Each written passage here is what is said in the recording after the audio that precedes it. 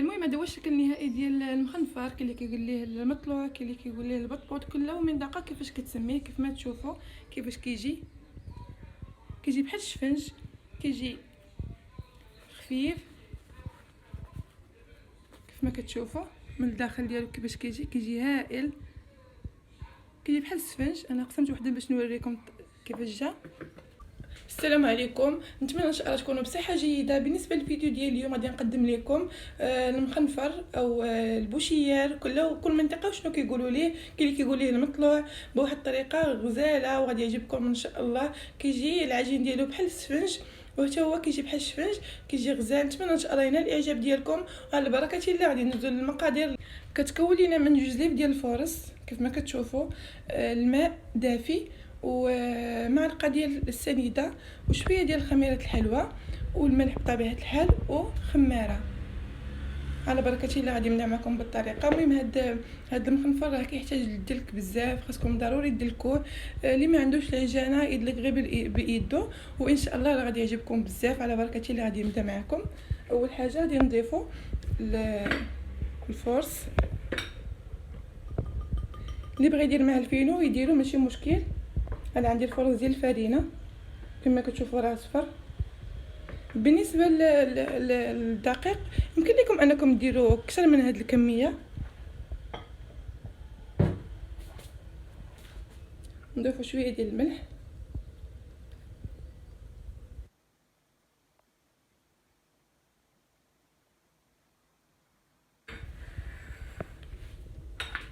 نضيفوا معلقه ديال السنيده والخميره.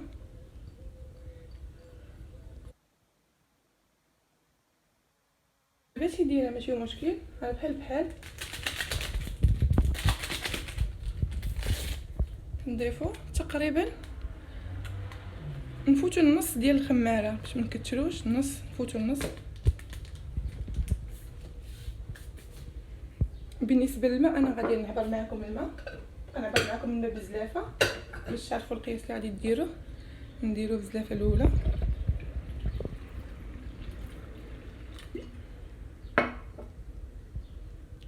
نضيفو شويه ديال الماء على هذا الشكل وكنخدمو. انا نخدمها بالطراب، عندي فيه الريوس ديال العجين.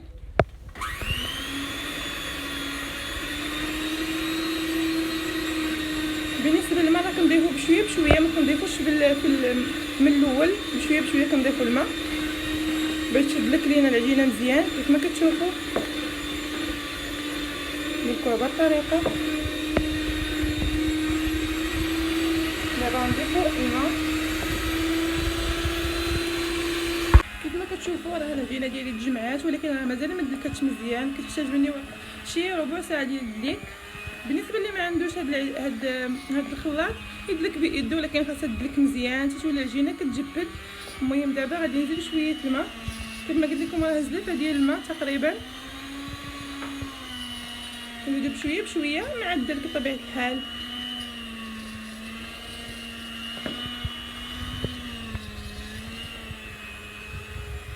راه كيجي الصراحه غزال، كيجي بحال السفنج من الداخل. دابا تشوفوا الشكل النهائي ان شاء الله راه غيعجبكم. ضروري الدلك البنات، ضروري الدلك مزيان. كما قلت لكم اللي ما عندهاش خلاط دلك غير بايدها، غير هي شويه كيحتاج من هاد الديك بزاف. نبقاو نخدموا على هذا الشكل هذا. باقي لي شويه ديال الماء باش نقول لكم، باقي لي شويه الماء في الزلافه. راه غادي نضيفو شي شويه، نخدم ونضيف الماء باش تدلك لي العجينه مزيان. كيف ما كتشوفوا راه بدات كتدلك لي العجينه، راه كيجي صراحه غزال. وان شاء الله راه غادي ينال الاعجاب ديالكم. تبعوا معايا الطريقه حتى الاخير.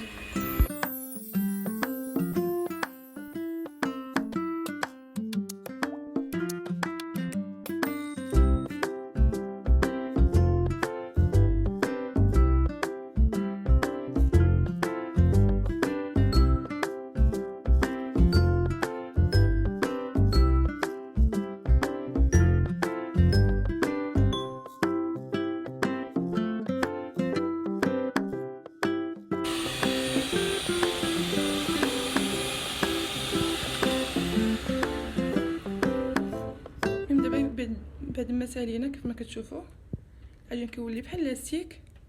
شوف كيفاش كيجي. صافي نحيدو هاد الطراب اللي عنده العجانه ويدير العجانه. كيف ما كتشوفوا العجينه كتولي بحال لاستيك كتجبد معانا. هنا كتعرفوا صافي راه سي بون راه وجد. غادي نفزك يدي بالماء ولا بالزيت، نحاول نجمع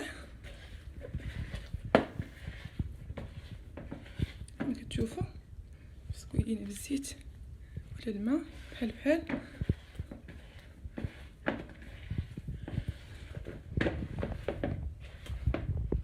كما كتشوفوا البنات ها انت راه كتجبد معنا العجين. هاد المطلوع راه تحت طلب العديد من البنات، طلبوا لي المطلوع.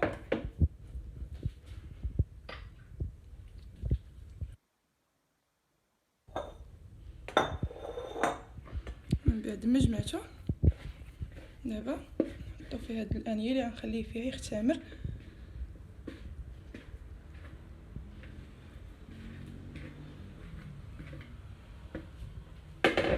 دابا العجين ديالي راه واجد، غنخليوه يخمر حتى يضاعف الحجم ديالو، وانا غنوريكم الطريقه كيفاش غادي نعملو وكيفاش غادي نقرصو بطريقه جد سهله ما يتعذبوا فيها ما حتى شي حاجه، حيت هاد العجين بحال الشكل ديال السفنج. صافي ندهنو بالزيت من الفوق كما كتشوفوا. صافي ونغطيوه ونخليوه يخمر حتى كتضاعف الحجم ديالو.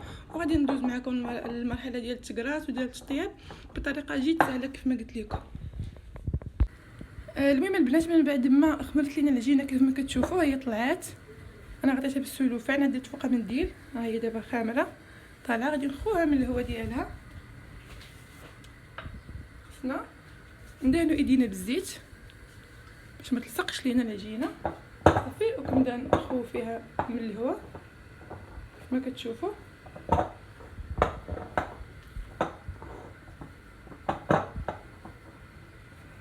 هاوليكم دابا خوا منهم.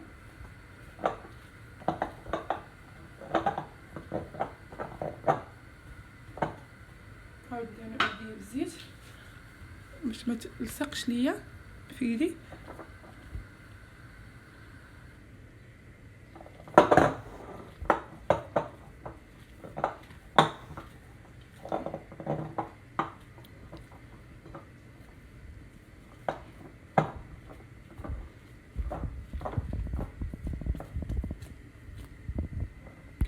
دابا غادي نحتاج كما غادي تشوفوا الطريقه جد سهله.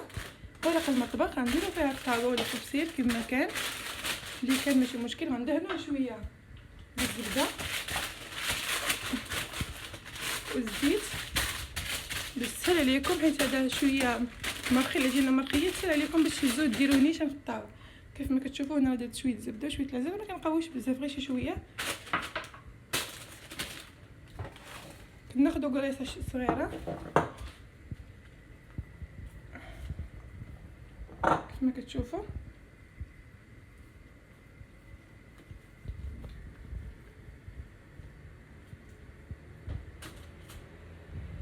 ها هي نحطوها هنا وغندو نقرصو فيها مباشره.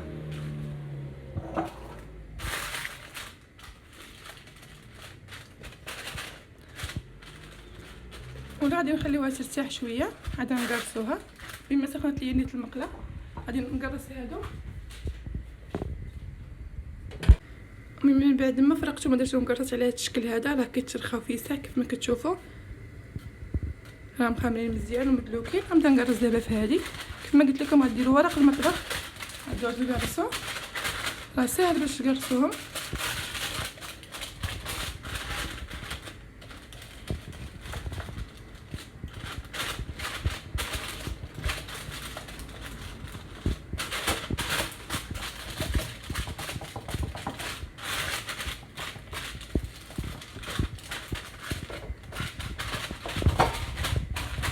كما كتشوفوا انا قرصتها دابا. باش ديروهم صغار من هكا ديروهم صغار. انا كنفضلهم كبارين راه كيتنفوا من الوسط كيولوا بحال السفنج من الوسط. دابا غادي ندهن بالزبده الزيت، نرش شويه في المقله. شوفوا معايا.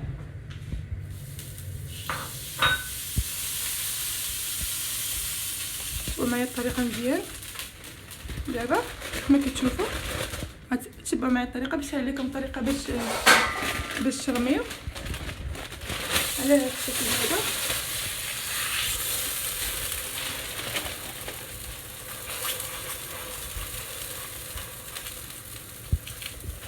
صافي كنخليوها طيب من الفوق. دابا حيت طابت كنقلبوها كيف ما كتشوفوا. تجي رائعه وكتجي زوينه الصراحه. حاولوا اننا نقصوا من البوطه في الطياب كيف ما كتشوفوا الجناب ديالها. انا عطيت لكم الكاميرا شويه. شوفوا الجناب كيفاش كيدير. نتمنى ان شاء الله ينال الاعجاب ديالكم. راه كيجي غزال بالاخص مع السل والزبده كيجي زوين. نبقاو ندورو باش يطيبو كاع الجناب. كيف ما كتشوفوا انا كنقرص هادي عاود ندير ايدي شويه بالزيت باش ما تبقاش تبعني العجينه. هو اصلا كيبغي يجي غليظ باش يجي باين من الوسط راه بحال السفنج.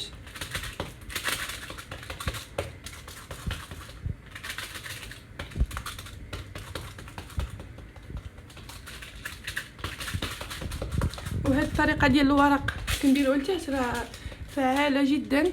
ما كنتمحنوش في التكراس ديالو حيت الناس زمان كانوا كيجرسوا نيشان فوق المقله. هاد الطريقه ما غاديش تعذبوا مع العجين. على بركه الله غادي نهزو عاود كيف ما كتشوفوا. نمشيو ايدينا تحت الورق وكنحطها فوق البوطه على هذا الشكل.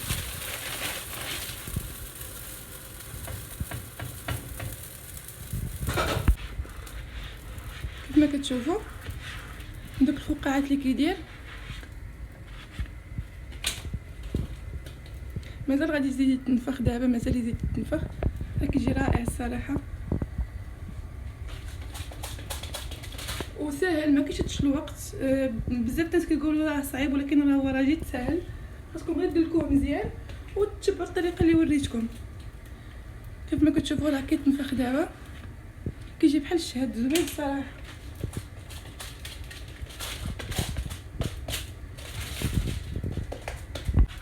كما كتشوفوا دابا تنفخات مزيان.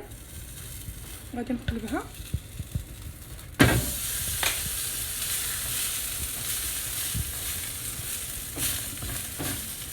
صافي كنخليوها طيب. في هذا الوقت نرجعوا نقرصوا واحده اخرى. كيف ما كتشوفوا هذه هي طابت. غنقلبوها. شوف كيفاش كيجي تبارك الله. كيجي زوين كيجي من فوق من الجناب كيف ما كتشوفوا. صراحه كيجي غزال بحال السفنج كما كتشوفوا من الجناب. المهم هذا هو الشكل النهائي ديال المخنفر. كاين اللي كيقول ليه المطلوع كاين اللي كيقول ليه البطبوط. كله من دقه كيفاش كتسميه. كيف ما تشوفوا كيفاش كيجي بحال الشفنج. كيجي خفيف كيف ما كتشوفوا من الداخل ديالو كيفاش كيجي هائل. كيجي بحال السفنج. انا قسمت وحده باش نوريكم كيفاش جا. كيفاش كتشوفوا كيجي رطب وزوين الصراحه. جربوه ما غاديش تندموا. تبعوا غير الطريقه راه كيجي بحال الشكل السفنج. كيجي هائل وكيجي غزال كيف ما كتشوفوا. نتمنى ان شاء الله ينال الاعجاب ديالكم. وما تنساوش تابوناو معايا وتفعلوا زر الجرس. واللي جرباتو تخلي لي كومونتير تقول لي كيفاش جاها. المهم دابا غادي وكنرافقوا كيف ما كتشوفوا بالزبده والعسل مذوبين. راه كيجي هائل البنات. جربوه ما غاديش تندموا ان شاء الله. وبالصحه والراحه.